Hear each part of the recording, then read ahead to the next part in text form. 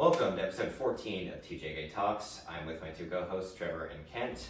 We are at the end of the regular season, or I guess recapping the end of the regular season, recapping the 8 games we went over, and then predicting the next 4 for Conference Championship Weekend this Saturday. Very exciting stuff because the Buckeyes are in it for the first time since 2020, and let's say 2020 wasn't the same with like no crowd and all that. So let's get straight into it. The first game we were going to recap is Georgia versus Georgia Tech. Georgia won a very boring, I'll just say boring game, 16-9. Gunnar Stockton only had 70 pass yards, so their offense, I know I get it's a rivalry game, so I don't want to like shit on Georgia too much because I'm not trying to say that because they did win at the end of the day, but very sluggish performance offensively. Their defense is what kept them in that game. For sure. If Georgia Tech had been able to score at all, if they'd been able to reach the end zone, then maybe they could have won that game. But I think with Georgia's defense stepping up and the Haynes King interception, it just wasn't a good look for Georgia Tech. Yeah, I thought this was a pretty close game that Georgia Tech definitely could have won for sure. I mean, they only lost by 1 touchdown, and Georgia played. Their defense kept them in the game, but overall they played pretty shitty for an SEC team that's in the top 4 right now. Yeah. Well, at this point, top 3. But yeah. Yeah. I don't think they played them in their top 4 yet. But yeah, like crazy to see a top 3 to. Yeah, because the SEC is so deep, right? Yeah. And all these teams are so elite, deep. Right? And then they come to a mid ACC team. But yeah, Gunnar Stockton throwing 70 yards. It just makes me believe even more that he's throwing he keeps throwing those check down plays. I wouldn't even really blame Gunnar Stockton as much. I would Mike Bobo. Mike Bobo, yes. Like terrible play calling. And then Gunnar Stockton just he's more he runs the ball a lot too. Mm-hmm. But if they play like that against Alabama, they're not winning that game. No. They are definitely not winning that game. Because Ty Simpson's been balling out. You can't have 70 passing yards against Bama. No, you can't. I mean, you're not going to go anywhere because Alabama's defense is also Especially really because Alabama good. has a number, so. Yeah. But yeah, pretty bad loss. Not. I don't know what I'm saying. Pretty bad game overall for both teams. Just really sloppy. The only thing that was good for Georgia was their defense and their run game, and the run game really stepped up for this too. Yeah, their run game did step up. Nate Frazier had 108 yards, the young running back for the Bulldogs, and man, he just runs like someone owes him money. Like he's a great running back. He was the most functional part of their offense for sure. Oh yeah, 108 yards is great. Yeah, and he just runs with a head of steam, and he's a very athletic running back, and he's going to be a monster next year with Georgia. And Nate Frazier had a great game. You can honestly thank him for the win if you're a Georgia fan, because if they didn't have that, I genuinely have no fucking clue how they'd move the ball down the field. Yeah, so he definitely is a great running back, and a good performance by him. Georgia wins the 8th game in a row of clean, old-fashioned hate. The rivalry between them and Georgia Tech. This is the 8th win in a row, which is the longest in the series history. So even though the past few games have been very close, Georgia has still dominated for almost or up until almost a decade. So and this is their 8th in a row, and Georgia, regardless of what this game wouldn't really have mattered. If they would have lost this game, they still would have made the SEC championship, because this isn't an SEC game. But I mean, it still mattered. I mean, it just would have hurt their ranking. Yeah, I mean, but then if they would have won the SEC championship, they would have been right back. Yeah, right. So they would have been fine. Yeah, they were. But either way, they gotta get it done. The problem would have been if they lost this game and then lose to Alabama. Then they'd be out. They could be. Maybe they could still be in, but that would be 3 losses though. True, but one of those when one of those losses is a conference championship game, then the committee counts as like half a loss for the game. Which makes sense because why would you punish? Because if you make it to the conference championship, that's like a good accomplishment. So. But going back to this, Georgia makes it to the SEC championship to face off Alabama against Alabama. which we'll be Seems talking like this about. is literally the SEC championship every single year. Yeah, besides like last year, it's like every year. I feel like. But yeah, this is. I mean, it's fun. It's a fun game. Don't get me wrong. It's always fun when these two teams play. Even though Alabama wins most of the time, it's still a good game.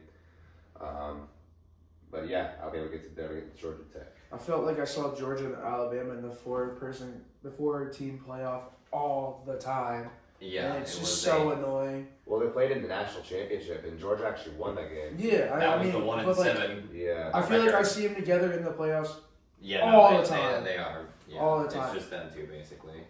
and I mean, like you were saying earlier, if the SEC is so deep, there would be different teams. Yeah, I mean, true, but yeah, I don't know.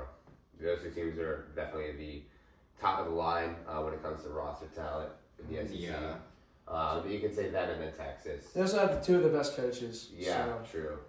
Well, I mean, Kalen DeBoer, we'll see how he does in the playoffs. You can't really say he's a great coach Well, yet. no, I meant like back in the day. You had Nick Saban. And Well, you yeah, At had, the 14 playoff in them. Oh, yeah, yeah. Like right. they would always be going at it an SEC champ back from 2017 on. It's been SEC and Georgia a fair amount. Besides last year, Texas versus Georgia. Yeah. The next game we're going over is Texas versus Texas A&M at Texas. This game was really interesting because it felt like there was two different games played. It was the first half and then there was the second half. Yeah. The first half, it was all Texas A&M, 10-3 into halftime.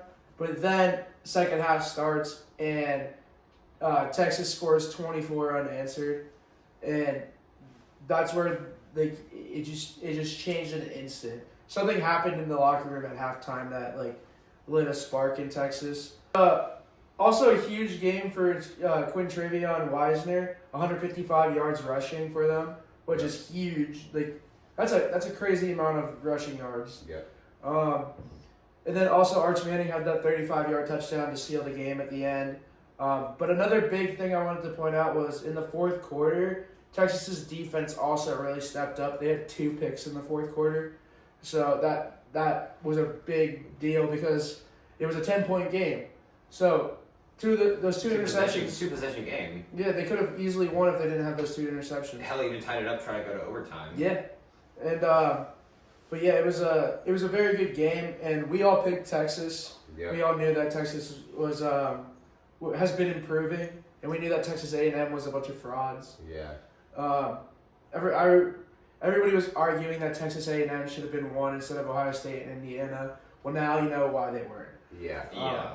But yeah, this was a good game. It was actually one of my favorite games to watch this weekend. That was a very entertaining game. I liked it a lot. Yeah. This was definitely a great game and a restored rivalry since Texas has joined the SEC, and yeah, Texas gets it done. Arch Manning, I'm not gonna say he played great.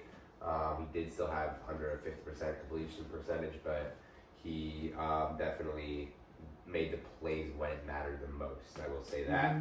So definitely see improvement from Arch Manning, and I definitely assume that he's going to stay in Texas this year. He's not going to the draft. There's no chance. He would be dumb if he did. No, he would be idiotic. Like you will see, it wouldn't even be a bust at that point because everybody knows he's going to fail if he goes to the draft. Everybody would know This year, not cause he Yeah, just needs another he year to needs develop. more development time, and he can be a top 10 pick if he actually stays next year And they go 2 losses. And they do play Ohio State next year at Texas this time. So That's gonna be a tough game though. yeah, it's gonna be a great game. But our fans will travel for any occasion. So I say sometimes no away game is really an away game with Ohio State because of their fans being everywhere. But I remember that game in Dallas a couple years. It was the Alabama game, Ohio State versus Alabama. was that The 2020 Natty. or No, 2014? it was the playoffs. Oh, the 2014. Oh yeah, that was the Natty. that was the Sugar Bowl in New Orleans. That was in. What was the Dallas game that we played? That was a national championship, Oregon. Yeah, that one. Yeah. But yeah, we a ton of Ohio State fans were there, and it's all the way in against Texas. Oregon, yeah. It's crazy amount of fans always travel for Ohio Oh, State. yeah. It's absurd. For sure. But yeah, definitely. Steve Sarkisian argues his point that Texas is a playoff team.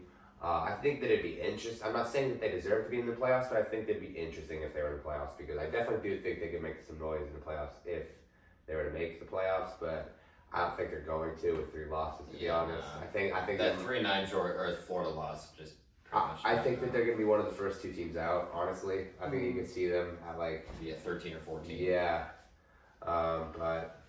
I mean, yeah, you could see them probably play Michigan in a bowl game. I think that's pretty likely. Actually, there was a suspected, or this was like an early bowl game development story, but Michigan and Texas were supposedly set to play each other in the Cheez-It Bowl. It's a Big Ten SEC. Not this weekend, but the next one. So, that would be a good game.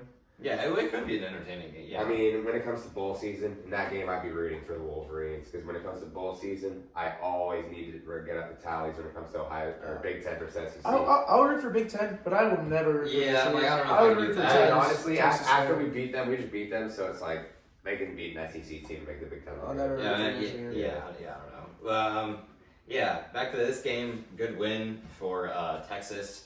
If they did not have a 3-9 Florida loss, I know Steve Sarkisian was like, "Oh, it's blasphemy that we're not in." I'm like, dude, he keeps trying to make it like it seems like the non-conference game's the reason he lost. Like, the committee knows that a 7-point loss to number 1 Ohio State isn't bad.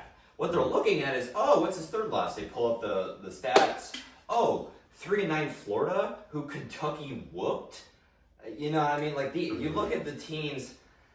And then Texas went and struggled to Kentucky in overtime. It's not just about the losses too. They're like, okay, down 17 to Mississippi State, overtime win to Kentucky, who whipped Florida beating them, losing to 3-9 Florida. My point is that's what the committee's looking at. Steve Sarkisian's like, oh my god, these non-conference games. No, it's the fact that you lost to a shitty ass team in your own conference. Like if we had lost to Rutgers and still beat Michigan, we'd still drop hella because we lost to 5-5 Rutgers, no matter what. Like, we still would be in the playoffs, but I'm like, that's still a bad loss. Like, a bad loss is a bad loss, and I get he's trying to fight for his team, but like with how many 10-2 teams there are this year, maybe next year there's a lot of 8-4 teams and it's easier. It's too crowded. But with this year, how many teams are neck and neck this year? I mean, look at the Heisman race. Speaking of neck and neck, like you're gonna see way bigger chance that Vanderbilt gets in Texas. Yeah, exactly. They only have 2 losses. You're gonna see Georgia, Alabama, Ole Miss, and possibly Vanderbilt. Okay, yeah. When it comes to the SEC teams, okay, Alabama, Georgia. Even if Alabama loses, I think they're gonna make it because they made the SEC championship. Mm-hmm. But okay, Alabama, Oklahoma. Georgia. Oklahoma. They're in the playoffs. Yeah, Ole Miss. That's 4, right? And then is there any more? And then possibly Texas Vanderbilt. A&M. They're 5. And Texas A&M. Oh shit, because they're for sure in the playoffs. Yeah. It's gonna be interesting for. So 5 SEC teams, 3 Big Ten teams that are gonna make it. So, obviously Oregon, Ohio State, and Indiana, regardless of what happens in the Big Ten championship. But SEC is definitely deeper this year, for sure. But I do think that no team in the SEC can hang with the top teams in the Big Ten. I'll say no, but like as an Ohio State fan, like if I'm like, okay, after we get about our bye week or whatever, we play. Oh, we're playing number 8 Oklahoma or whatever. Their offense is horrible. They beat LSU 17-13. We could beat them. I think Oregon could beat Georgia. Yeah, I mean, maybe. Depends. Maybe. That'd be good. If Georgia plays like they did in this game, Oregon's the third best team. Oregon's offense versus Georgia's defense would be an elite matchup. There's plenty of good games to come up in the playoffs. No, I'd love to see that game, honestly, now that I think about it. It's like Georgia, who's like actually won natties, and Oregon, who's just like a team with no culture. But like, it's because they're up and coming. Yeah, but like, I don't know. I just hate Oregon. They've never been as good as they have been. 900 uniforms, but 0 natties. Yeah. Thanks to Phil Knight or money grabber or whoever. Also, I'm just gonna say this. But at the time of us recording this, Chris Henry Jr. He committed to Ohio State on signing day, but he didn't actually sign the papers yet because of the Brian Hartline news. He left for the head coaching job at the University of South Florida. That really, really hurts. But at the same time, he's sticking with us. Here's the thing: he agreed to continue coaching this team until the end of the season, all the way through the playoffs. And I'm really happy for him. No lost love. Like, it's not like when Jim Knowles left. Like, and went to our rival. Like Ryan Hartline definitely has done more for Ohio State than like top 5 people on earth that have done like stuff for Ohio State. Because like he literally is the greatest wide receiver coach. He's the one that turned us into wide receiver U. Yeah, I mean, yeah, we were already pretty good with wide receivers before that, but he's the one that made us like Like solidified the title, Yeah. basically. yeah. But I definitely think he's the best wide receiver coach of all time, and yeah, I hope that he does well at the University of South Florida. See how that goes. But yeah, overall, good win for Texas A&M. Jumping back into this game a little bit. Texas. Yeah, good win for Texas overall. It'll be interesting to see how Texas A&M performs in the playoffs with their very shaky defense, but nonetheless, they'll be in the playoffs regardless. Third game we're going to be covering is the Territorial Cup between the Arizona State Sun Devils and the Arizona Wildcats. This is a pretty good Big 12 matchup, in-state rivalry game between 2 ranked teams, and Arizona State actually had a slim chance of making the Big 12 title, but obviously Texas Tech ended up winning in their final game of the year, so they obviously made the Big 12 championship, but they did have that win over Texas Tech. If Texas Tech would have lost, that means that they would have had the head-to-head over Texas Tech and they would have made it, but it didn't happen. Arizona spoiled their chances of that happening, and geez, sorry. But yeah, Noah Fifita, he really balled out today.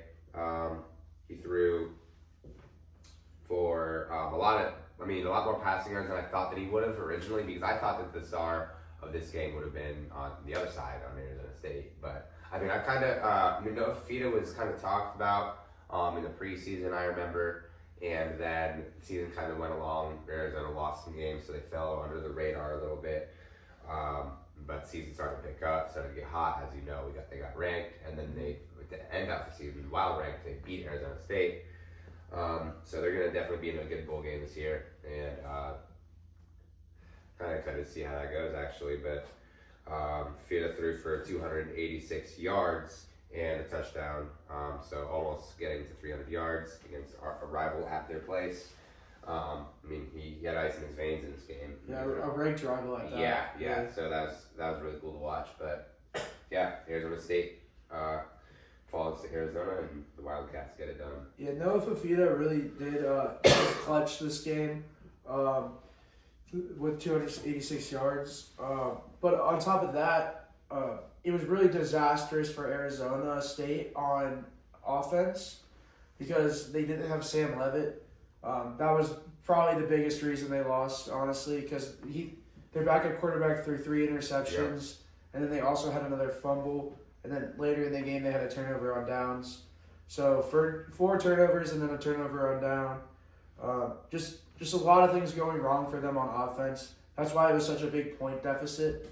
But yeah, I completely think that if Sam Levitt was in this game, it would have been completely different. Yeah. But yeah, that's what's gonna happen when you lose your star quarterback. Like if you compare them to it's like the Bengals. Like whenever they don't have Joe Burrow. Arizona State students, it's unfortunate because Arizona State students want the head of the backup quarterback's head on the silver platter. Yeah, I feel bad for that guy. He can't walk around campus. Yeah. He sold the bag just because he's thrown in a bad situation. Yeah.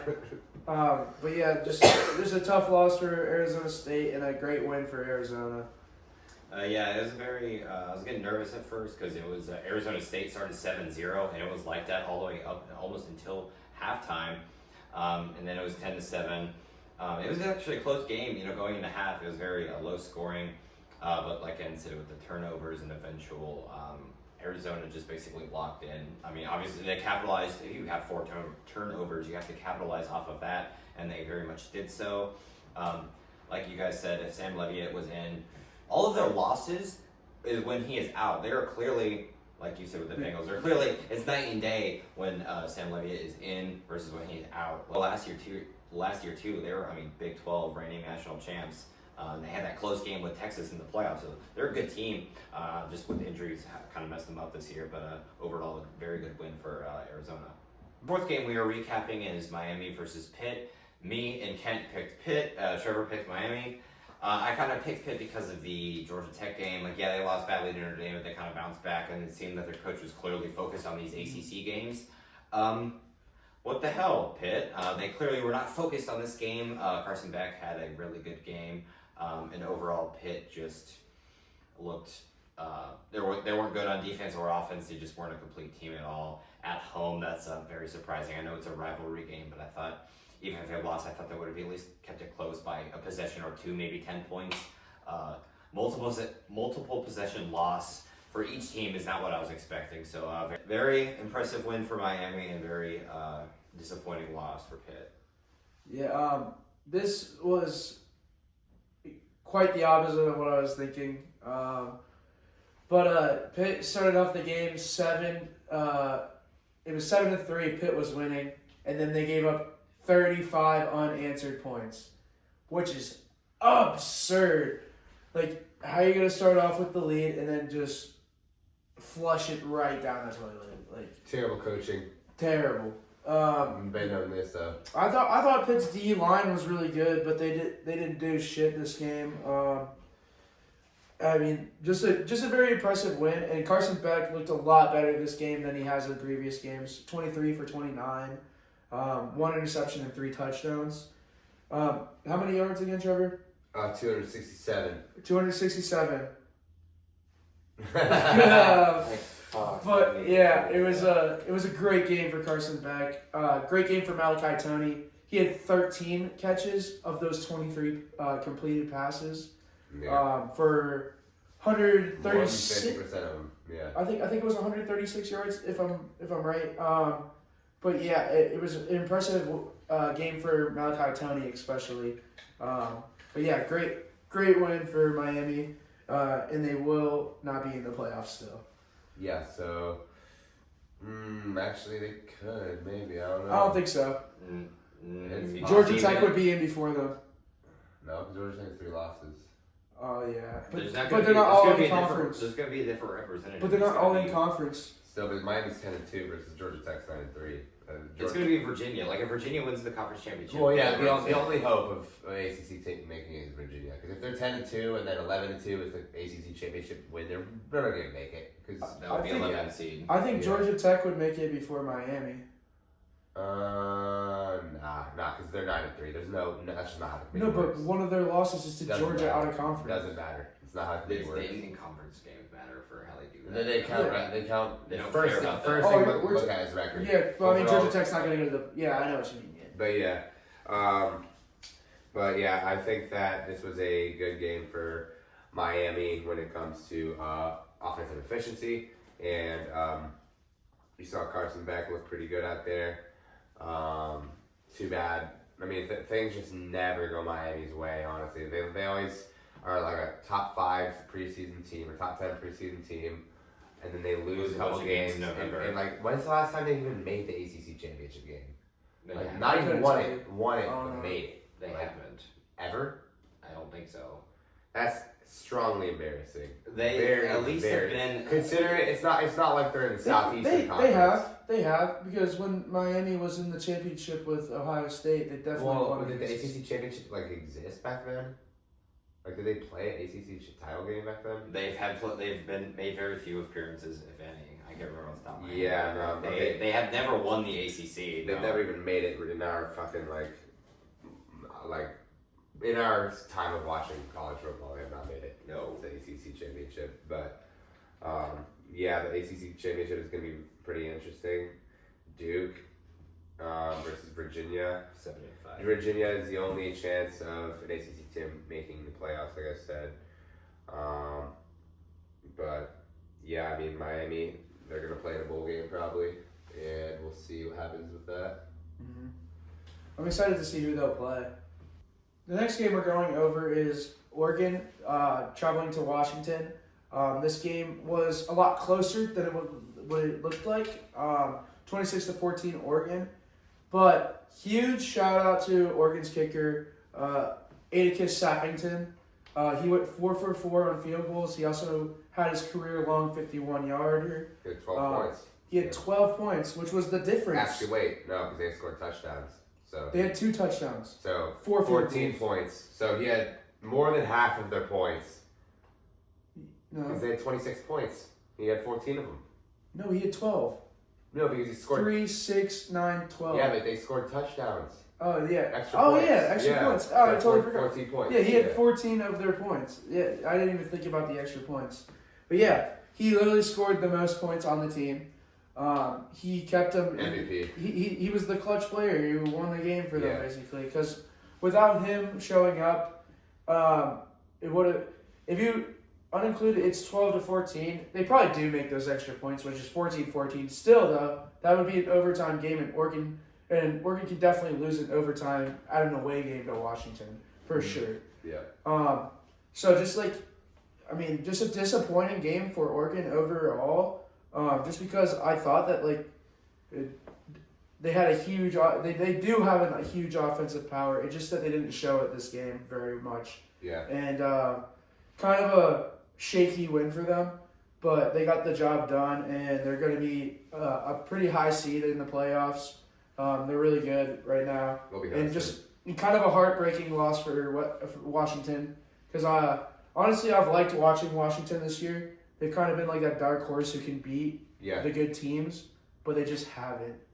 That ugly loss to Wisconsin is what knocked them out of being ranked for the rest of the year. Yeah. Other than that, though, they played pretty good this year. Yeah, no, they're not bad. Not even have a bad season. But What, they have 3 losses now, right? 4. Washington. 4? Yeah, I think they're 8-4. Yeah. So it would be Wisconsin, Oregon, Ohio State, and Illinois. Yeah. And at the time, Illinois was ranked and they were good. Sadly, they're not now. They also had an ugly loss to Wisconsin. Yeah. So. Wisconsin really turned it around. Yeah, I know. Like, what the hell? But yeah, just an ugly loss. An ugly win for Oregon. Mm-hmm. Yeah, this game, I don't know about ugly. I mean, it was a closer game than I thought. Or, I mean, I don't know. I picked Oregon, but I thought it was actually going to be a little bit closer just because it was. So I don't think it was that sloppy. I mean, yes, their kicker did do a lot of the work, but it is a rivalry game at their place. Oregon is still. I still think they're a very good team regardless. They're number 5 currently, so they're looking. Maybe some teams jump around with the conference championship weekend. Maybe they move down to 6 or so. Maybe they won't get a bye. They'll be 5 through 8, but still they're a very good, scary team and a very good offensive firepower. So they did what they had to get done this game. So overall, Oregon finished their season 11-1, and Dan Lanning has clearly been their upbringing the last couple of years. Yeah, it's just I mean, they're definitely an offensive power, and they're always going to be good. Or this year they're going to be good. But yeah, that was just I think that was their ugliest win all year though. Yeah. That happened versus a rival, I think, though. Yeah. Yeah. Out of any team, it should be them, I guess. Definitely, probably you're going to expect to see Oregon hosting a playoff game. Likely as the 5 seed. Maybe the 6 seed, but probably the 5 seed. We'll probably get a shitty group of 6 team. Yes. But, I mean... They currently, right now, are set up to, it just says, like, conference winner. So it'd be like Tulane or whoever, the G5 school. They win by Tulane or North Texas. They win by 40. Yeah. But I did imagine North Texas comes into Eugene and beats Oregon. that'd be the Fucking funniest. amazing. That'd be the funniest like upset of all time. Yeah. North Texas's offense is really good. Yeah, true. But yeah, this was a game dominated by the Ducks on the. I mean, not dominated, but I mean, you can say the kicker dominated the game. But They did what they had to do. yeah, they did what they had to do. Rivalry weekend. Not much to really say about this game. I mean, you do like to see Oregon keep the momentum ever since losing to Indiana. And yeah, it's going to be exciting to see how far they go in the playoffs and to see who they match up with in the future rounds, assuming they get past the group of 16. Mm-hmm. The 6th game that we're going to be going over is Vanderbilt versus Tennessee, the in-state SEC rivalry. Only one of 2 SEC in-state rivalries that we're covering today. But you definitely do like to see Pavia and how he performed. He had how many total 400 something 433 yards total. offense, and he outgained Tennessee's entire team. Just absolutely shocking, honestly. I mean, I picked Vanderbilt to win, but I did not pick them to win in this fashion. Just by absolutely getting carried by one player on offense. You did perfect the performance, though.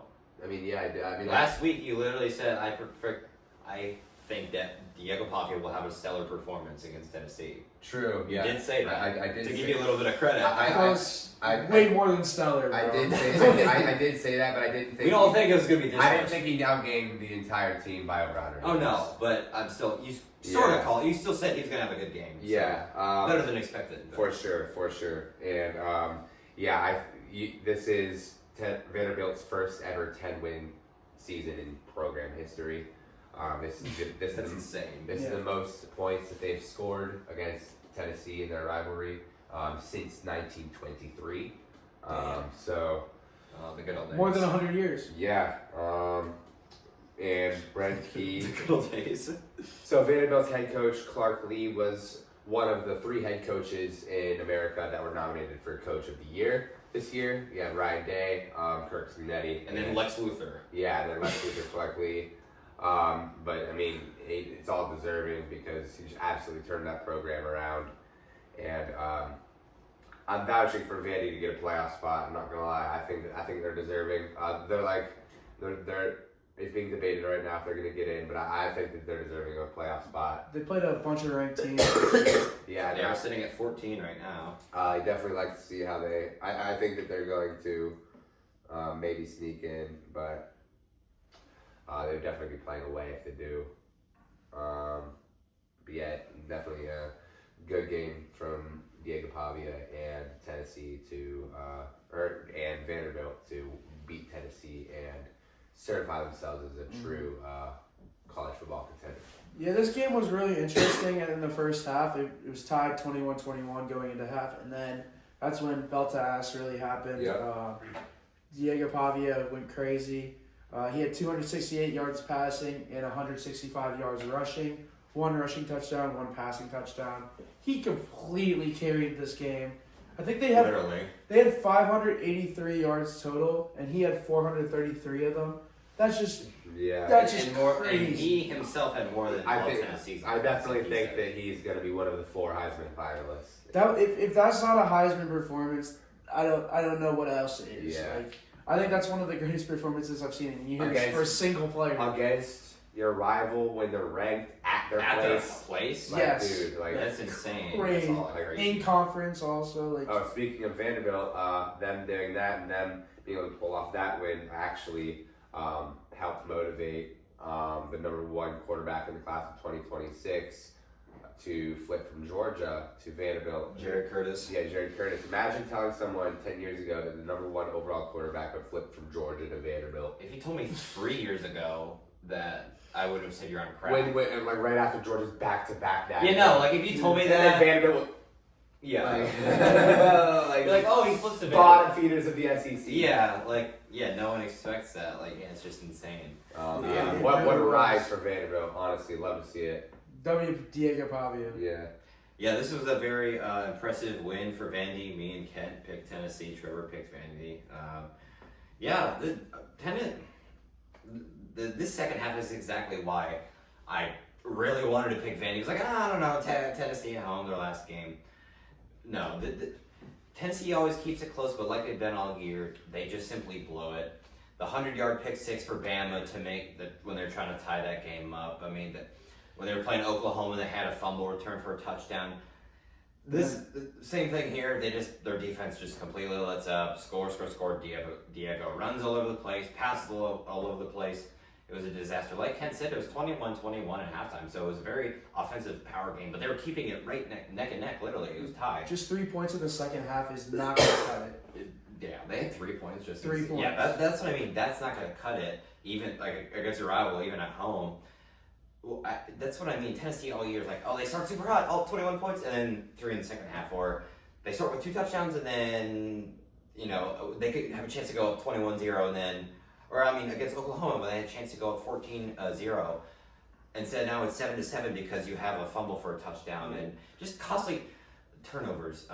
It's just been that's cost Tennessee their whole season, and that's, I mean, every single one of their losses, you can see exactly where it just starts to fall apart for Tennessee. Yeah, Joey Aguilar just can't finish. Like, You know, he never can. Tennessee and finishing drives has just been a thing all year. They want to go start hot, but they go march down the field and then a fumble or a pick six or something. Their defense lets up one way or the other. Tennessee is just not a complete whole team, and yeah, from like the middle of the season, I had a feeling they just weren't going to make the Because playoffs. this was their fourth loss. Yeah.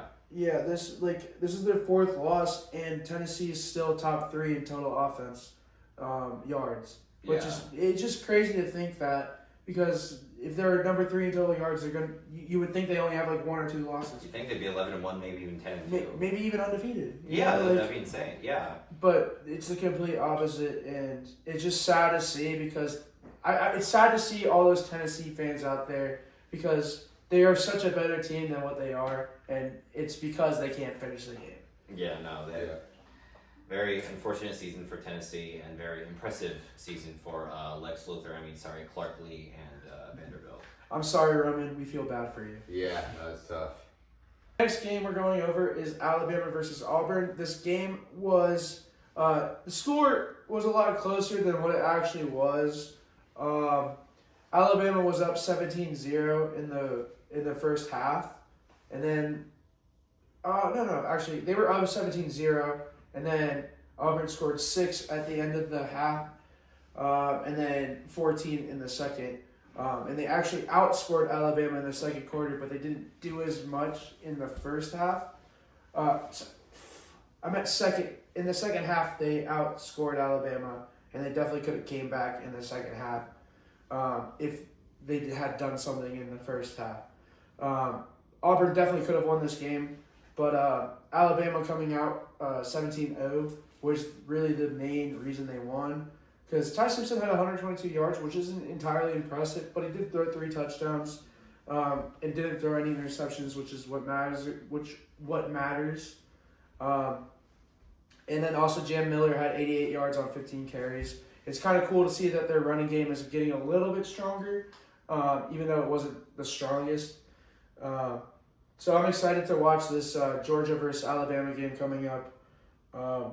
But yeah, good win for Alabama. Ugly win for Alabama against a team that they should have beat by a lot more. But again, it's a rivalry, so you never know what you're going to expect, especially with it being the Iron Bowl. The Iron Bowl is one of the greatest rivalries out there. Yeah, this was definitely kind of expected how would have expected the game to go. I don't know why, but I picked Auburn to win this game.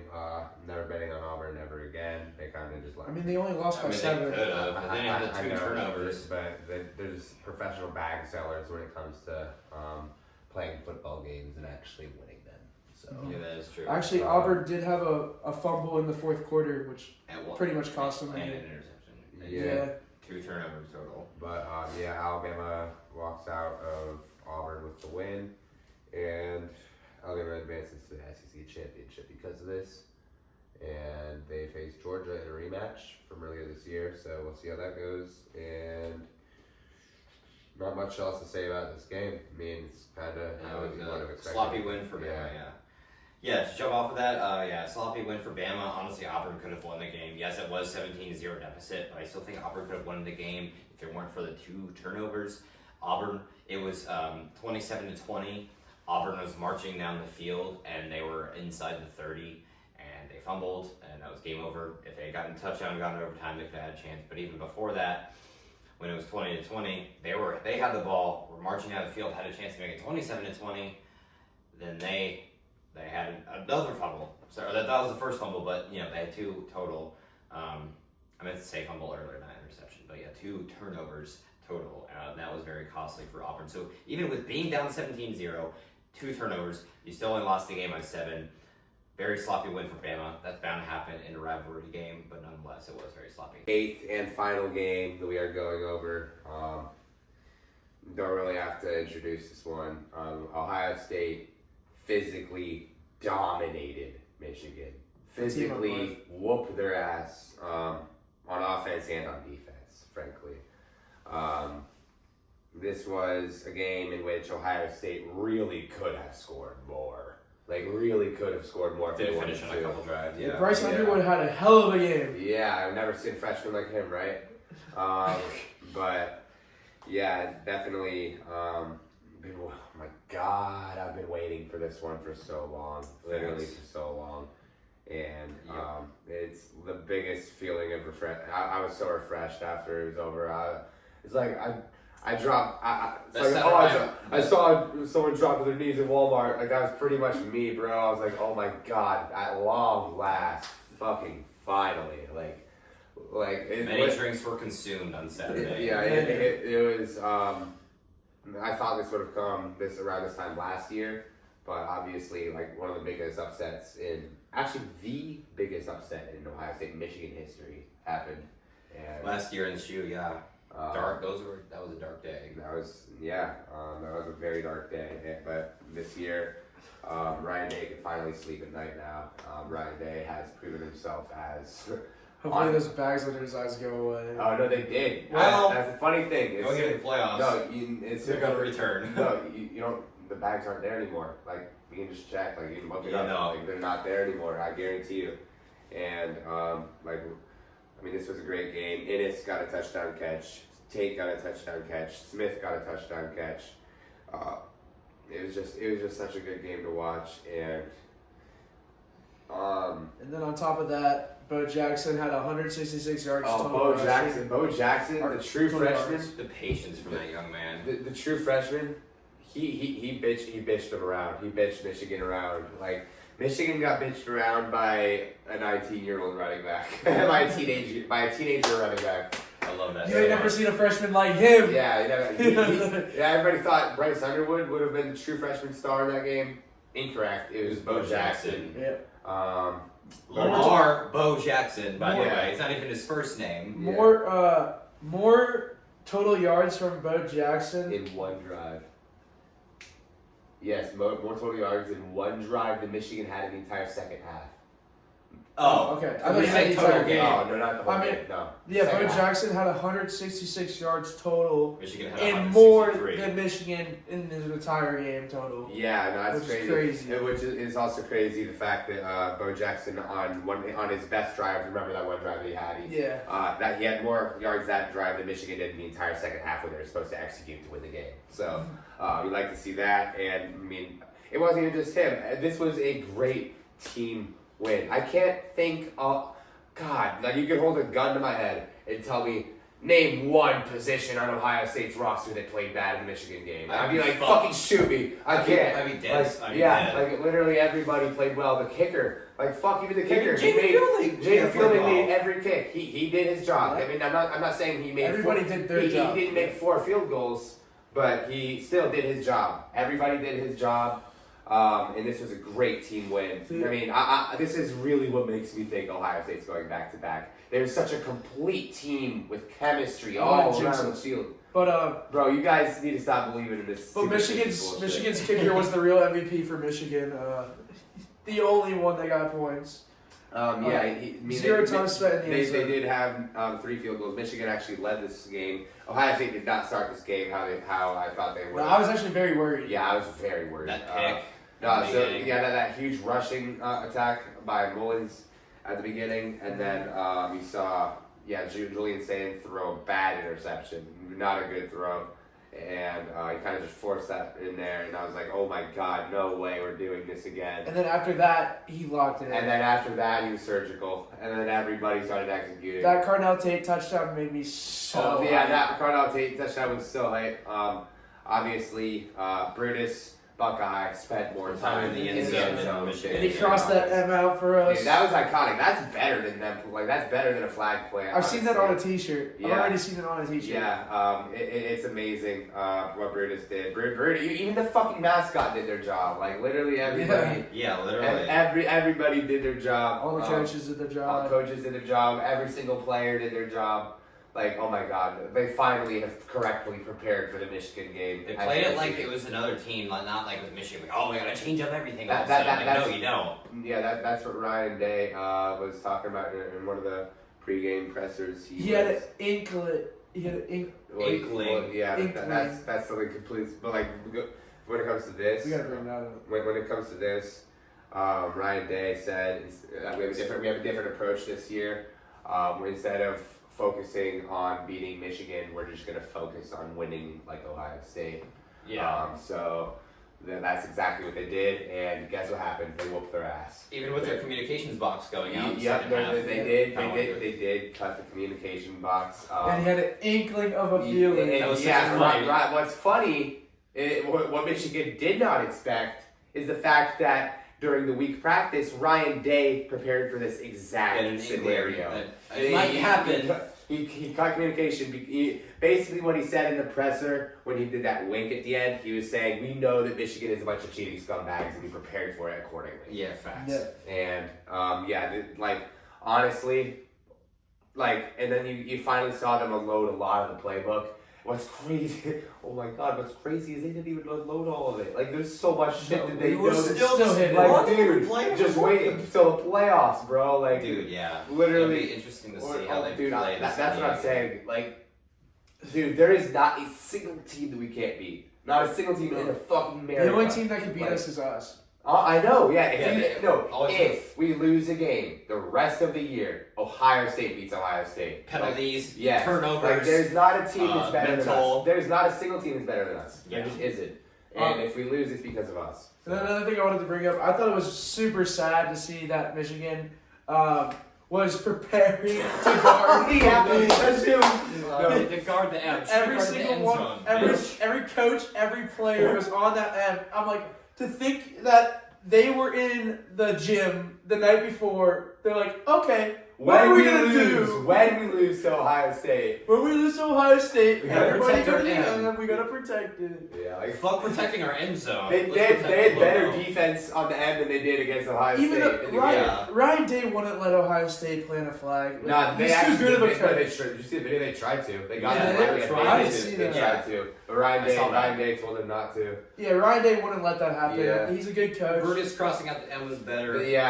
And then, literally, our fans celebrating in the stands with them while with the staring players. down. The That's players good. going in the stands. Like, dude, I didn't this game was like 75% Ohio State fans. I didn't really Not notice that it. crazy, While, No, it was genuinely filled with while fucking watching the game, I didn't notice it as much. But when I was watching replays, I'm like, holy shit, that's a When they lot do of the red. bird- they do the That is bird a red. lot of When they red. do the Yeah. bird's eye view, and you're like, is this a home game? Like, bro? yeah, Like, it's damn. literally Yeah. Ohio. No team In travels the like second Ohio half, State. when a lot of the salty Michigan fans left and they heard the OH, I'm like, bro, Yeah, no, this is you could hear the OHIO chant in the Michigan Yeah. Stadium. in the big house. It's Yeah. so Hey. fucking funny. No, literally, what's crazy, everybody did their job. The fucking fans did their job. They took over the stadium. Completely fucking Fine, took like over. about time, man. Yeah. They played it like it was just a normal team, not like, oh, it's Michigan, but like I said, let's change everything. No, let's play like we are Ohio State, and let's play biggest deficit of the year, 0-6 or down by 6, which is insane. Their biggest deficit is being down less than a Down less than a touchdown. touchdown. This was our biggest challenge, and it was being down by 6. Of course, it's against that team up north, so it's mental different. Like if you're down 6 versus, like if we were down 6 versus Texas, versus the game, it's a big difference. So it's still that challenge is there. But yeah, after that pick, I was thinking, oh boy, here we go again. Same bullshit, same mental errors, same crap. Or on their first drive when they were running up and down the field, I'm like, here we go. Nothing's changed. Saying locked in, defense was just locked in. They have been all year, let's be honest. Yeah. But saying not folding under that pressure and letting the game get to him. He finally broke the 2 interception streak. Even with Stroud is elite, but he had 2 interceptions both times against Michigan. Sayan finally broke that curse. It was Stroud, Kyle McCord, and Will Howard all had 2 interceptions. Sayan broke the curse. After that first pick, I was like, oh boy, here we go again. Yeah, and I said 2 would be generous. Yeah, no, we were all texting about it. I'm like, oh boy, here comes the curse again. One of my favorite plays from that game was it was an incomplete pass from Bryce Underwood, but it was a check down pass to Mullins, and Lorenzo Styles was right there. Yeah. And he was right there, Yeah. and he dropped it because he knew he was going to get fucking decked. Yeah. He knew it. And I thought it was so funny because after that play, Lorenzo was all up in his face, and he was just smiling. Yeah. And I'm like, I know he would have decked him. I know he would. We was talking our shit. Like, we were We really... stood on business. Nah, in all the Instagram posts Oh, from the players. The Michigan headbutting the referee. Oh, yeah, and staying in the game. Yeah, that was crazy. I thought he Yeah. was going to get ejected. I mean, yeah, he's the first player to ever touch a ref and not get ejected. Like, Yeah, no, that was crazy. Yeah.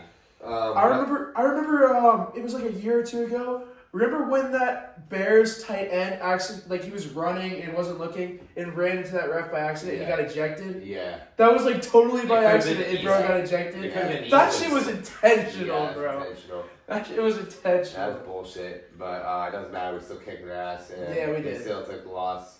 He got to play so that he could lose fully, you know? Yeah. he didn't have an excuse. The ref was I like- didn't play, so sorry. The ref's like, you're not getting out of this. yeah, you're not easy. fucking escaping this. Yeah. yeah, you are losing. Like, Yeah, because he is their best safety on the team. Yeah, so he's if like- Michigan fans, oh, he's out. Oh, he ref puts his hand on the shoulder. You're getting torched much Julian say it today, buddy. So, There's no no way way out of that. But Ohio State finishes the regular season undefeated for the 12-0. first time since 2020, and they finished the regular season fully 12-0 for the first time since 2019. But this is shit. We first of all, we also punch our ticket to the Big Ten Championship. We'll talk about that later.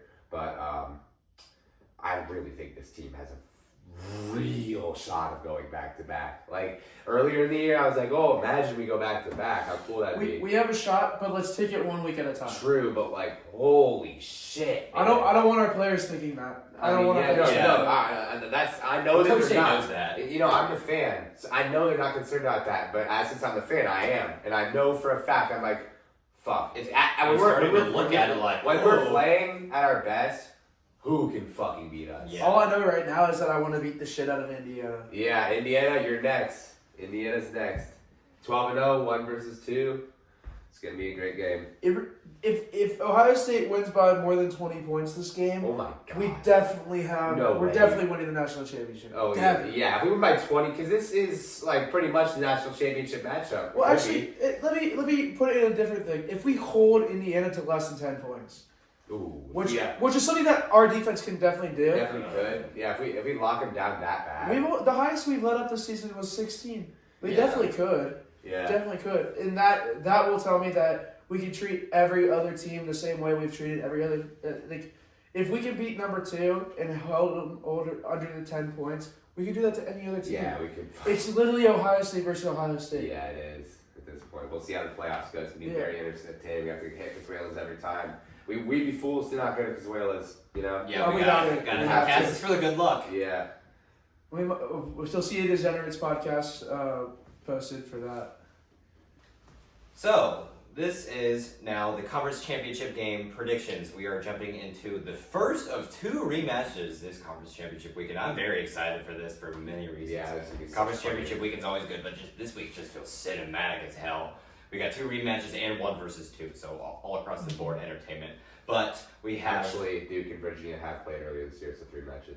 3 rematches and 1 versus 2. Yeah. That third rematch isn't as exciting because of Duke's record, but still nonetheless crazy to see all these teams Still a come back. championship game. Yeah. See, it's crazy to see it all come back full circle for these teams, except for Ohio State and Indiana. But it felt inevitable for them anyway. But to get in this game, Texas Tech versus BYU, this game already happened, and Texas Tech won this game. Won that game badly. What was it? It was like 29 to 27-9. Defensive shutout. Yeah, no, they Yeah.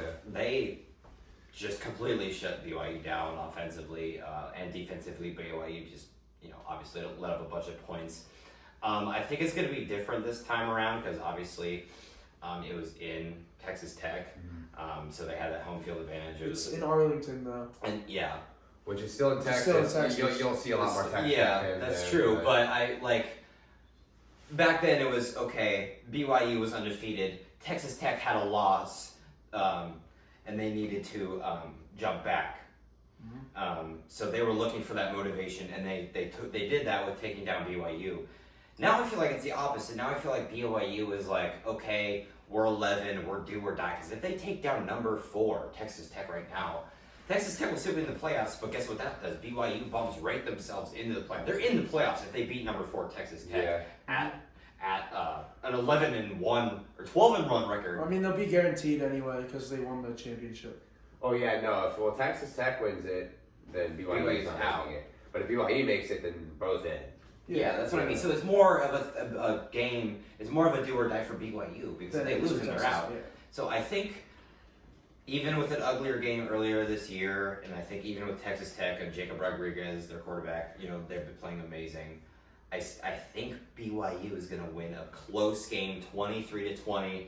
They get like a last-second field goal. They come back and fight. They knock themselves into the playoffs. So Texas Tech and BYU both being in the playoffs. Texas Tech would probably drop to like spot 8, host a spot instead of being number 4 in a way. But nonetheless, both teams would be in the playoffs. And I think BYU takes this game 23-20. I do think this game is going to be interesting. I think it's going to be a lot more closer than their first matchup. Yeah. But I do think Texas Tech will take this win again. I think they want to stay at the 4 spot because if they do lose this game, I think they're staying in the playoffs, but I don't think they'll stay at the 4 spot. Okay.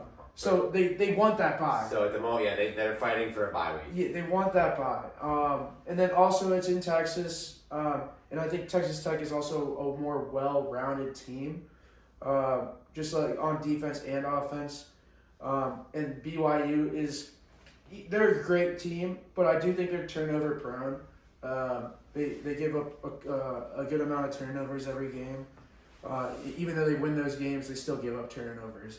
Yeah. And I think that's going to be the big difference for this game. So I'm picking Texas Tech to win 31-20. Dang, 11-point win. Yeah. This is a rematch of a Big 12 game earlier this season, and this is interesting because I think that BYU. It's interesting because with their starting quarterback, they played pretty decent this year, pretty good. But without him, when he was injured, they kind of struggled a little bit, even if they won the game. But I don't know. This is a prediction for another day, but I think Texas Tech is going to go far in the playoffs with their overly elite defense. I think they're going to make it to I think they're going to make it to the semifinals. I'll predict that right now. But going back to Honestly, not even that crazy of a take. Yeah. They've been very good this year. They're number 4. They're right currently now. sitting, So technically, but I wouldn't be that surprised if I saw that. Is what I mean. But I do think that this is going to be a lower scoring game. I don't think that BYU is going to score more than 15 against Texas Tech, even if they were to win. This game is going to be controlled by the defensive line of Texas Tech, I think, and I have Texas Tech getting the win 13-10. Oh, that gives me Pretty low flashback scoring. stuff. We recognize that score. Yeah, that gives me flashbacks. But yeah, I know it doesn't really have. I totally forgot what I was going to say. Never mind. Damn. Right, so if Texas Tech wins this game, they probably get the 3 seed, right? No, they didn't say it for. Oh yeah, No, because I think- whoever loses the Big Ten championship is gonna. They're still gonna get a first round bye, but they're probably getting the 4 seed. Yeah, I think. I know this is depending on the so- final score. Yeah. I know this is so off topic, but I feel like this year's 12-team playoffs is going to be so much better than last year's. Dude, yeah, no, last year's was good, but like this year's. But now it's just like total top 12. Yeah. It's just not. It's not like just all conference winning. Yeah, you know, Yeah, it's not like Mountain West in there and all this other crap. Like the top 4 could be any of the top. It's just got to It's be the just top the 4. top four. This is gonna be good. This is So gonna be very cinematic. I love how they changed it up just a little bit. Yeah, but no, it's still I'm amazing. not for like changing the playoffs, but that was a good change. That was that great. was a great I will change. agree. Yes. And obviously, I think the biggest, most impactful change to college football, at least in the past like 3 decades, is the playoffs switching from 4 to 12 teams. You know, Yeah, that's just huge. I mean, the first biggest change was the 14. Well, in the Yeah. first place, the playoff happening in the first place, I guess. Yeah. Yeah. Before that, it was just a BC. 1 versus BCS 2. era. Yeah, Yeah. 1 versus 2, like in the national championship. Like so, if you're Every the third, year. That's so that's stupid. I So if hate you're it. third, if you're ranked number 3, you're telling me you don't have a No shot at shit. the Natty. And imagine if all 3 teams had the same record. You know, like 12-0 ACC, 12-0 Big Ten, 12-0 SEC. There's One of like them, one of them Yeah. can't. Yeah. Like, that's so Then stupid. they would have probably kicked the ACC. ACC, team. knowing that, Yeah. So it's whoever this is like the least. But yeah, no, thank God for the 12-team playoff. And Makes me I've wonder. been seeing all this bullshit on Fox Sports and stuff, and CBS Sports about like a 24-team So playoff. fucking No, bad. don't do that. Just stop. Like shut the Just fuck up and for, keep it first at of all, 12. that'd be so stupid because first of all, the rankings wouldn't even matter anymore because in the top 25, 24 teams make it, but the 25th team is left out. You could say, What? you could also Yeah, say that's that dumb as like, shit. a team at 24 could have Four fucking four losses. losses. Not to fucking And then not to and then mention what? that's just way too many teams. And then if you have 4 buys, you got it's number 5 versus number 24. You know what that does? Oh my god. Like, what do you think that's gonna be? You know what that 100 to fucking 0. You know what Yeah. that does? That that's just so dumb. that completely eliminates the importance of the regular season. Yeah, Because When you It lose does. 3 yeah. games, who gives a fuck? Yeah, exactly. Like it's just no. Don't ever do that. Never show me that shit. And then again. also, no one would want to schedule out of conference because they want to be 1 through 12. They're like, well, we don't want to have the 4 losses to get fucked through the bottom 4. So what's your guys' ideal number for playoff teams? 12. Some people say 4. Some people say 8. Some people say I Just say keep it 12. at I say 12. Just 12, keep it 12 down and 12. It's Some people say 14 would be I'm like, good. no, bro, just 12. You know how the NFL has 14 with 7 on each yeah, side. I mean, yeah, but But- with I how mean, many? I like 12 more. but if there's honestly. 14, that means there's going to be only 2 buys. Yeah, true. And I like 4 buys. Yeah. Four buys is good. Yeah, I like how it is now. Just committee, shut up and leave it alone. Yeah, I just literally stop fucking poking it. Yeah, like, stop yeah. poking the sleeping Yeah. bear, bro. Yeah. Like, leave it be. You finally got something right. Don't fuck it up. Yeah, Yeah, exactly. facts. You made college football so much more cinematic than it already was. If you ruin it, then we're gonna have to. I'm just switching to the NFL. Yeah. The next game we're going over is the rematch between Georgia and Alabama for the SEC championship. This game is going to be just as good as the first game this year. Maybe even better. Maybe even better yet. Just because it's a neutral site this time. Well, it's in Atlanta, so I mean- neutral. And technically, it's neutral site, yeah. But still, it's in yeah, Georgia. yeah, true. But you're going to see a lot more Georgia fans. Just like I said earlier, you would see a lot more Texas Tech fans in the Big 12 championship since it's in Arlington. But I do think that the performance for Georgia last week was so bad. And if they play like that against Alabama, they're going to lose again. And I'm thinking that it's going to. So I am choosing Alabama to win this again. Damn, 2-0 on them. this 2-0 this year. Even though Alabama's number 10 and Georgia's 5 right now. yeah. This is gonna be a little bit of an upset. Well, Georgia's 3 right now, so. Georgia 3, my bad. And I then totally forgot. Alabama's 9, but yeah. So, like, both Yeah. teams Yeah. are in the And playoffs I'm no matter thinking of what. us. Yeah, last yeah, week. yeah. Yeah, 3-9. It's still being upset for Alabama, but I do think Alabama takes this win just based off of Alabama's defense going against Georgia's offense, which has been playing pretty poorly last like 2 or Yeah. 3 weeks. Yeah. It's Mike Bobo. It really is. I mean, I'm not even a You're not- Georgia fan. yeah, I hate that guy. Yeah. But yeah, I think Alabama wins this game 27-24. Yeah, Very close game. This is SEC championship game that we are all familiar with. We've seen it all the time. Every goddamn year Yeah. besides last year. Yeah, but this is a game in which Georgia is just really trying to end that rut against Alabama. And I think that Alabama going into this has more urgency because they have a big risk of, I'm not saying they will fall out of the playoffs, but they do have a big risk of falling out of the playoffs if they lose this game with 3 losses.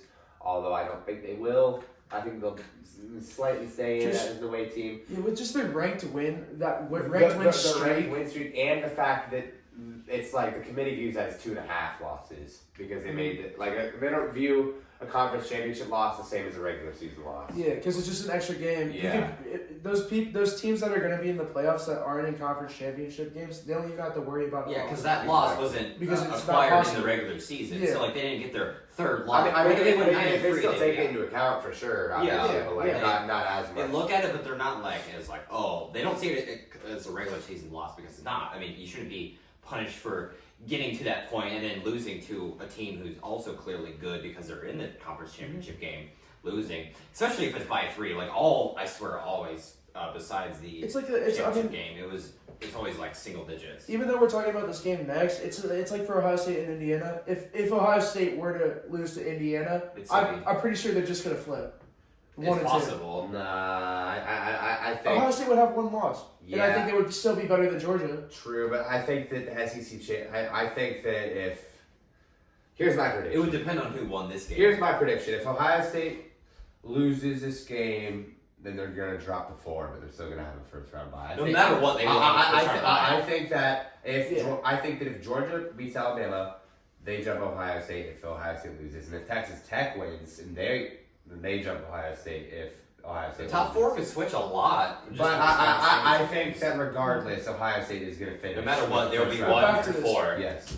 Okay. Yeah. True. Back to Alabama, Georgia. This is going to be a very interesting game to see how Georgia's offense responds. I'm going to be watching this game. I'm going to be very invested in it. But I think the red team wins. yeah, I think the red team wins. But oh, geez, it's just so hard. I'm gonna take a coin flip. Like, Honestly, really is. I have Georgia responding, and I have their offense locking in, and I have them winning.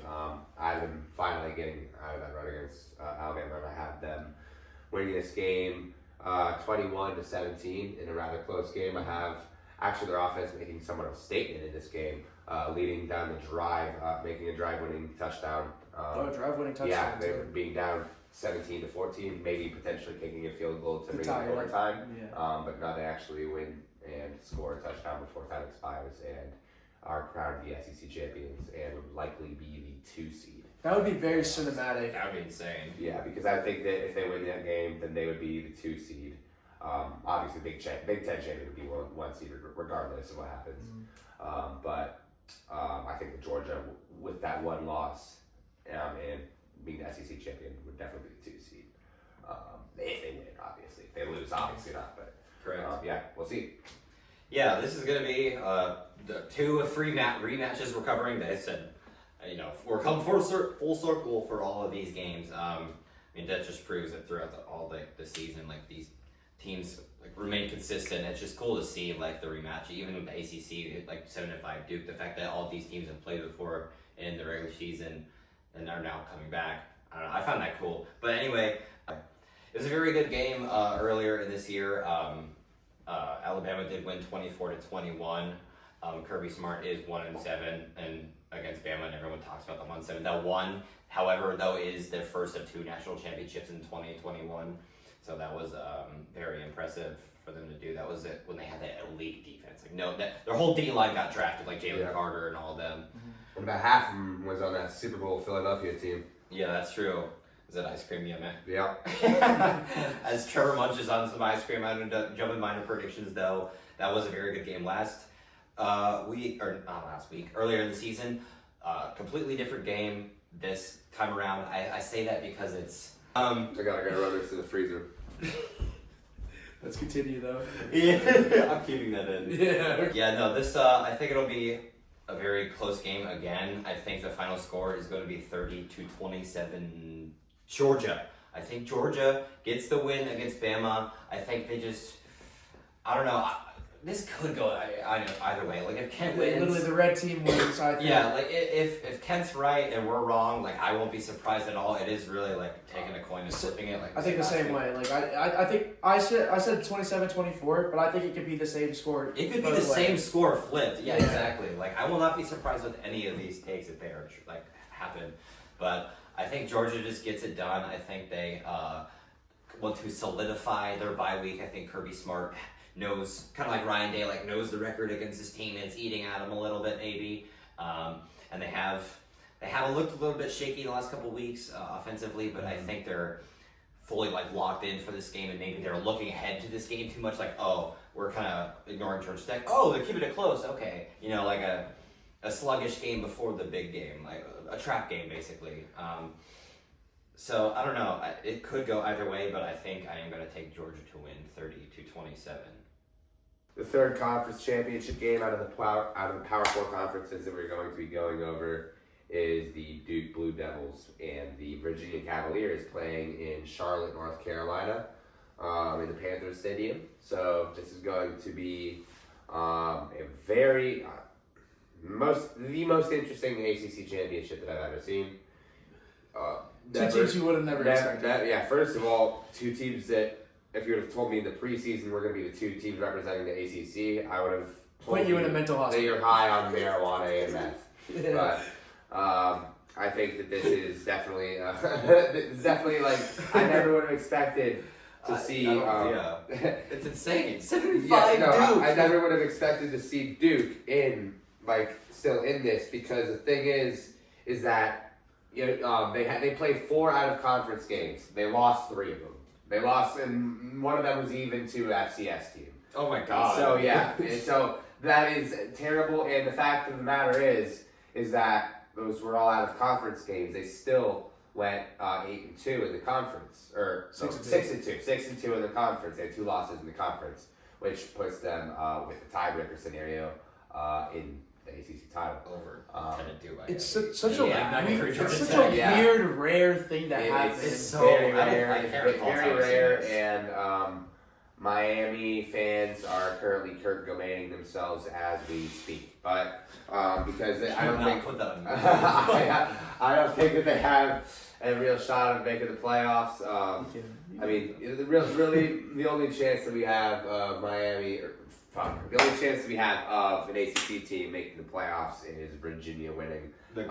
as an 11-2 ACC title team. I definitely think that they would make the championship. But there's gonna be a lot of Duke fans at this game for sure. Duke has a very big fan base in college sports, and they also, it's in Charlotte, so it's not far from, where is it, Raleigh, North Carolina, or is it, I forget where it is, but it's yes, I think it's Raleigh, because UNC's Chapel Hill. You mean Raleigh? Or Raleigh, Raleigh. Raleigh. But so there's definitely gonna be a lot more Duke fans in this game. That's not gonna really matter. I do have Virginia winning this game pretty comfortably. Virginia knows that this is a win or die scenario. This is pretty much a play-in game for Virginia, and this is going to be very interesting. I think we all want to see Virginia in too. Nobody I wants to see a 75 team in the playoffs. Well, they won't make the playoffs. Well, they would if they're championship. No. Remember, if Duke wins, then it's just 2 G5 schools there. There's no ACC representative. Because it's not. They don't guarantee the ACC a spot. It's just the top 5 conference champions in general. Oh wow! I thought it was. Wins, So that even includes Group of 5 conferences. Dang, that's crazy. So I didn't even realize there'd be That's 2 Group of 5. That's what's crazy. I thought it was just one group That's of what I 5. was saying No, earlier. There could be it's- 0 ACC teams representing. Oh my Yeah. god! That's what I'm saying. Nobody wants to do that. That would pretty much demote the ACC to the That would make Group them of look 7. so fucking good. No, that would make them look so bad if they have 0 teams make the playoffs. Just get rid of the whole ACC. Yeah, considering there's 2 ACC teams that made the playoffs. When it was a 4-team format. It wouldn't even be Power So, 4 anymore. It would be yeah. Power 3. Yeah, how did 2 teams make the? What a downfall! There was 2 teams that made the ACC in 2020. Clemson fell and everyone else did. Clemson used to be like a powerhouse, and they were an ACC team, and now they're just such a Even weak Florida conference. State was pretty hot in like the early 2010s and that. Yeah, like the Jameis Winston era. Yeah. Yeah. So I don't know. It just completely fell out. I think Off that track. Virginia is going to win this 38-15, and they're going to make the even win. more than the last game. Yeah, Oh, wow. 38-15, and they're going to punch their ticket to the playoffs. Thing is that if they win this game, I'm not sure if they'd be hosting or away. They'll be away. Yeah. 10-2, a conference champion. I mean, They wouldn't be. Probably, yeah. I feel like the 9 or 10 seed maybe. I feel like because there's definitely going to be some Group of 6 representative or 2. Or no, only 1 if Virginia wins. Then only 1. So I'd say probably 10 seed maybe. Yeah. Well, no, they'll be the 11 because it's the bottom 2. So 10 basically cuts off, and then 11 and 12 is the conference. So it'd be 6, which is like Ole Miss right now. So Ole Miss would play like Virginia or something like that. It'd be 6 versus 11. Who's 11. 10? Who's 10 right now? Bama. Yeah, nah, they're not. No, Bama's 9. No, Bama's 9. Yeah. Who's Oh, 10? sorry, Notre Dame. They flipped it. Oh, yeah, they Notre flipped it Dame. this Do week. you think Virginia's better It, than Notre it used to Dame? be that. No. They flipped it. Nah. No. So yeah, they would be 11 or 12. Right. Yeah. Right. So that's what I mean. Because 11 and 12 is automatically the bid, the Yeah. conference Yeah. championship. So basically, how you have to look at it is 1 through 10 is you just have to be in the top 10. 11 and 12 is you Well- can be in 11 and 12, but they'll give it to the conference I championship. mean, yeah, normally that's how it works, but that's not like how it necessarily has to go. It's just most of the time that's how it's going. Yeah. Well, Yeah. I mean that's how the bracket is like set up currently. I mean, Memphis was non-ranked and they were number 12 because they had to be. Yeah, right. Like a placeholder spot. Yeah. But like now that it's approaching the end, it's going to be whoever wins those like championship games. Tell you what, I'd love to see North Texas represent the Group of 6. I would love to Yeah, see yeah. it. Cool. I feel like Drew Messinaker could stun on these hosts. Because I feel like Like, actually. even though it's probably not going to happen, if North Texas wins and gets in, I feel like they could upset somebody. Here's the thing. Their offensive power is so good. It's just their defense. No, yeah, here is the thing. I know that we are not necessarily covering this game, but just something to quickly talk about. Just very Yeah, quickly big skim one. over. There is a ranked versus ranked Group of 6 conference championship game between Tulane and North Texas in the AAC championship. This is number 24 versus number 20, and this is, you can think of this as an official The playing G5. game. Yeah. A playing game. Winner of this game makes the playoffs for sure. Loser of this game misses the playoffs for sure. That So- even though it's not a game that everybody will look at, it's probably going to be the best championship game. This is another good game that if This is that. I think Multiview is going to come in clutch at 8 p.m. Oh yeah, Yeah, 8 I mean it's p.m. 3 championships. Yeah, 3 championship games. Yeah. Yeah, Holy Multiview shit. Oh, will dude, I'm come in excited for clutch. tomorrow. Oh, we're guys. Just saying, we are getting drunk tomorrow. Yeah. Well, back to this. Yeah. I do think that Virginia wins again. They're 7-5 for a reason. If they had one less win and one more loss, they'd be 6-6. What an And upset though if they that's do it. 500. Not good at all in college. You have to have 6 wins to make a bowl game. They yeah. have 7. Yeah, true. Like- They're barely yeah, bowl they're eligible. barely bowl eligible. Yeah, and they're possibly gonna win the ACC, and Oh my God. that's crazy to think. But yeah, I really hope Virginia wins. Even though I'm predicting them to win, I really hope they do because it'll make everything ACC so looks much so- better. Yeah. I mean, I would hate to see the ACC look bad compared to a Group of 5 school or Group of 5 conference. Yeah. Mhm. So I'm picking Virginia to win 30-20, 30-21. Yeah, they basically covered what I was going to say. Virginia is obviously still the better team, clearly. It's kind of a bit of a mismatch, and they did, in fact, play earlier as 30-17 Virginia. I'm going to predict Virginia to win again, 34-14. I just don't think Duke has anything compared to like what Virginia has. I think Virginia wins the ACC for the first time ever. Yep. The final game we are going over is Ohio State versus Indiana. Number 1, 12-0 Ohio State versus number 2, 12-0 Indiana. This is very cinematic. I think this game should be very good. This is Ohio State's biggest, challenge this year. Yeah, Besides this last is the week. biggest test of the year for sure. You know, last week is definitely their biggest test, but this is like skill-wise, like because Indiana's a better football team skill-wise, but mentally it was a tougher battle last year. Indiana's the best football Last week. team we've played all year. Yeah, Oh yeah, definitely. for sure. It's going to be I think it's going to be a very, very close game. I'm not worried for the Bucks because I know they're going to get a bye, but that makes me wonder like how much they're motivated. Like I know obviously they want to win that game. We want that undefeated season. No, I know, but like Yeah. I'm not saying they're not undefeated, like obviously, but like they're not. I think Ohio State's head is looking further into the playoff. Like I don't know, they could possibly be looking further down the line, and maybe they don't. Obviously, they're going to treat this game like any other game, like they have been all year. Yeah. But I think it's going to be closer than people think. Like I know. Oh yeah, no, I don't think it's Because going to they haven't faced a defense like ours, but we haven't faced an offense like ours. So I really think like a team could get like a game-winning kick or something. Yeah. But Surprise me. I don't know. Like, this is really, really a flip of a coin for me. It's not that I even doubt the Buckeyes. It's just that I think that we're focused on the bigger picture because you can like, I don't know, 15-1. That was like, of course, not 16-0, but like, it's not do or die for the Buckeyes at all. But I still think, I don't know. I still just have a weird feeling that Indiana will get like a last-second field goal and like, because like we've had a streak for like 30 years. Like, there's no way we could keep that going when they're number 2 in the country, like basically in the backyard. I know our fans travel well, but like, I don't know. Like, we are 18-12 against them all time, and that's because they've been bad. And we have a 30-year streak against them, and that's because they've been bad. But like, does that keep going still? Like, there's no way.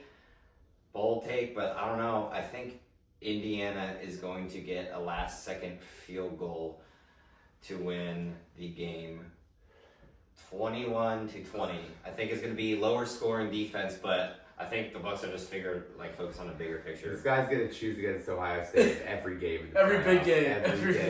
But you agree it's not do or die for them, right? They can still lose a game. It's not do or die for either team. It's not doing. Yeah, Indiana will still have a bye week. Still get a bye. Yeah, I know, but they're like they've had that. Do you think they want it more than Ohio State? I think Ohio State. I think they want that record. They want to break that record. I've owned them for 30 years. I think we want to keep that record. Ohio State, as someone that's watched both teams this year, Ohio State is playing hungrier and playing thirstier. Yes, for any other year. Yeah. And with that being said, what's your score prediction? I mean, I said 21-20 Indiana. With that being said, Ohio State's winning 30-17.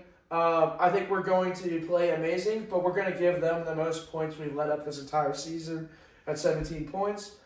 I don't think we're going to win by. I mean, we're winning by 2 touchdowns. I don't think it's going to be any more than that, but I do think we have a good barrier win. A 2-score, like 10 points, 10 points. I think we can win by 10 points. We can win by 17. I think it's going to be somewhere around that area, but I think that Ohio State's our defense is just so good. Besides our offense, I think our defense is just so good, and it's going to stop Fernando Mendoza. He's calling Caleb Downs Ed Reed all week, and he's been calling himself Tom Brady. Caleb Downs was laughing at that. I saw that. He started laughing. Trust me, Caleb Downs in the Ohio State defense is not going to make this guy look like Tom Brady. Just wait. We are going to play really good. And I think there'll be a couple turnovers. I think Ohio State might have a turnover. Their defense is pretty good. I wouldn't be surprised. I mean, we had a turnover in the Michigan game. We had a turnover in the Rutgers game. Yeah. We had a turnover one or so games, so that's not. Yeah, really, I think we'll have a turnover, but especially with their good defense. I do think we'll win pretty comfortably enough that it looks good on paper. I think we'll win 30 to 17. So you have Indiana scoring the most points on Ohio State all year. Yeah, but it makes sense. It's the conference championship. Yeah. No, that's the what makes best sense. offense we And that's why I said 21-20 because I'm like, I know it's low scoring, but like obviously I don't think our defense is going to like let up a lot regardless. If we were to lose, it's going to be low scoring. You know what I mean? Yeah. That's why I said the score I did. Yeah, this is going to be a very cinematic game. The last final 2 remaining undefeated teams in the nation. Actually, wait. On top of that, we do have another reason to win this game. Basically, whoever wins this game is winning Heisman. I mean, yeah, that's what I was about to mention. Yeah, that's another reason. Remember, if Ohio State wins, Julian Sand will likely win the Heisman, and if Indiana wins, then Fernando Mendoza will likely win the Heisman. Actually, if Indiana wins, he will 100% win the Heisman. It's not even maybe. But yeah, Indiana is going to be a great game.